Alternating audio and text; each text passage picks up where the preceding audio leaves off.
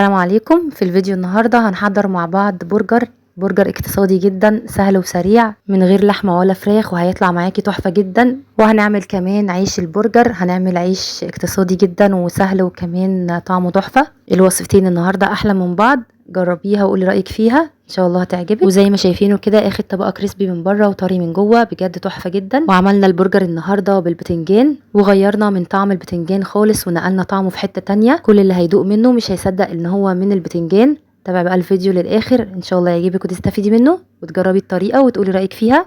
ما تنسيش كمان لايك للفيديو، اشتركي كمان في القناة وفعلي الجرس عشان يوصلك اشعار باي فيديو جديد.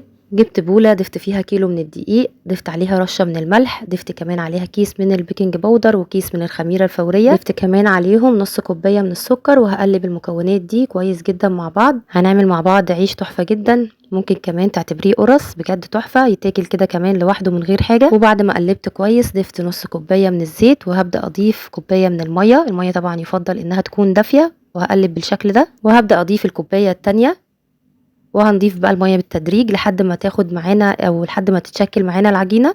وبنزود المية شوية بشوية ونعجن بالشكل ده لحد ما تتشكل معانا العجينة. كيلو دقيق اخد معايا حوالي كوبايتين ونص من المية، بس طبعا زودي المية كده شوية بشوية زي ما قلنا لحد ما تتشكل معاكي العجينة. اهم حاجة تعجنيها كويس جدا لحد ما تبقى معاكي ناعمة زي ما شايفين، بتكون طرية وبتكون فيها سنة تلزيق بسيطة جدا عشان تطلع معانا المعجنات طرية. طبعا سبتها ترتاح شويه، غطيتها كده وسبتها ترتاح في مكان دافي، وبعدين بدات اشكلها بالشكل ده. وبشكلها لاقراص متوسطه الحجم، يعني مش كبيره قوي مش صغيره قوي. اهم حاجه زي ما شايفين بديها كده شكل الكوره على ايدي، وبرصها في صينيه او صاج مدهون بشويه من الزيت او السمنه. بخلص بقى كل الكميه بنفس الطريقه، بنحاول كده نخليها كلها مقاس واحد. هخلص بقى كل الكميه بنفس الطريقه. طبعا بتسيبي بقى مسافه من كل واحده والتانيه عشان طبعا هي لسه هتخمر مره تانيه. زي ما شايفين كده العجينه بجد طريه ولينه جدا ما شاء الله، حلوه قوي.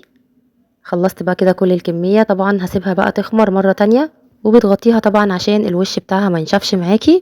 ده شكلها بعد ما خمرت معانا زي ما شايفين ما شاء الله. وهبدأ بقى ادهن وشها قبل ما ادخلها الفرن عشان تاخد لون حلو. استخدمت بيضة، ضايفة عليها شوية من الخل، ضايفة كمان عليها شوية كده صغيرين من اللبن، وندهن بقى وش القرص بالشكل ده. لو حابة طبعا تستغني عن الخطوة دي وتدخليها كده الفرن على طول زي ما تحبي، بس طبعا البيض بيديها لون حلو جدا. ودخلتها فرن سخن على درجة حرارة 200، يعني درجة حرارة بتكون عالية شوية. لما تبدا تاخد لون معاكي من تحت تبداي تشغلي لها الشوايه. وانا كمان ما شغلت الشوايه وطلعت معانا بالجمال ده عشان طبعا البيض زي ما قلنا بيديها لون حلو جدا، طريه جدا زي ما شايفين وتحفه ما شاء الله، هشه كده وطريه.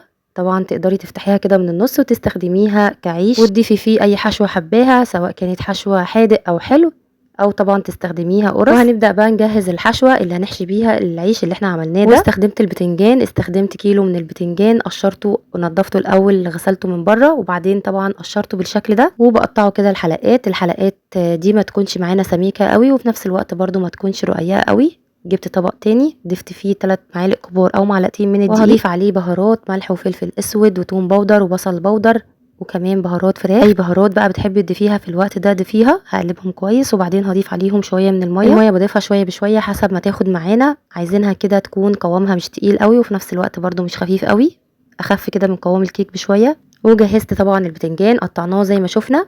والطبق التاني ده فيه كريسبي، طحناه بس شويه كده في الكبه عشان يبقى ناعم معانا شويه. حابه طبعا تستبدلي الكريسبي ده بالفيجيتار او البقسماط زي ما تحبي، بس طبعا الكريسبي بيديله لون حلو وكمان طعم حلو، كانك بتاكلي بانيه بالظبط، محدش هيصدق ان ده من البتنجان. طبعا بنضيف بقى البتنجان في الخلطه اللي احنا عملناها بالدقيق كده، وبعدين بنضيفها في الكريسبي بالشكل ده. حابه تخلي كمان الكفر معاكي ده يكون سميك شويه، بترجعي تاني البتنجان في الدقيق والميه وبعدين بتضيفيه تاني في الكريسبي. وهنخلص بقى الكميه كلها بنفس الطريقه زي ما شفنا. الكميه ما شاء الله حلوه جدا. طبعا يفضل بقى ان احنا نشيلها في التلاجة شويه او الفريزر عشان طبعا الكفر يبدا يمسك معانا اكتر، بس انا برده استخدمتها كده على طول وكانت برده تحفه.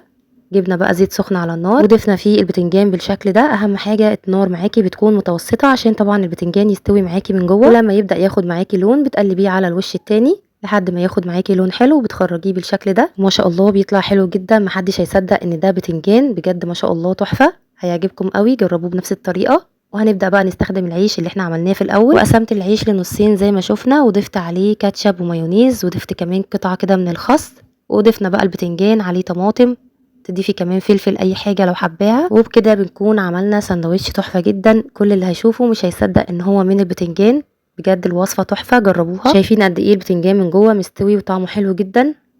اعملي بقى السندوتشات زي ما تحبي. تقدري طبعا تقدميه مع عيش بلدي او فينو او العيش اللي احنا عملناه ده بيبقى تحفه جدا. تقدري كمان تقدميه مع مكرونه او رز زي ما تحبي. كميه البتنجان زي ما شايفين حلوه جدا، كيلو بس من البتنجان عمل معانا كميه كويسه قوي. وجهزت بقى سندوتشات عمل معانا كميه كويسه جدا. كمان السندوتش بيبقى مشبع جدا. كميه العيش كمان ما شاء الله حلوه جدا. طبعا عملت سندوتشات منها وكمان الباقي شلته في كيس في الفريزر، لان الكيلو ما شاء الله بيرمي معانا كميه حلوه جدا. جربوا واعملوه هيعجبكم قوي. البتنجان تحفه ما شاء الله. قدمي بقى معاها الصوصات اللي تحبيها، وكمان العيش طعمه حلو جدا. تقدري طبعا تحشيه باي حشوه زي ما قلنا سواء كانت حلوه او حادق. اتمنى بقى يكون الفيديو عجبكم وتكونوا استفدتوا منه وتجربوا الافكار وتقولوا رايكم فيها. ما تنسوش بقى لايك للفيديو، اشتركوا كمان في القناه وفعلوا الجرس عشان يوصل لكم اشعار باي فيديو جديد. استنوني في فيديوهات جديده ان شاء الله وافكار جديده سهله وسريعه. اسيبكم في رعايه الله. سلام عليكم.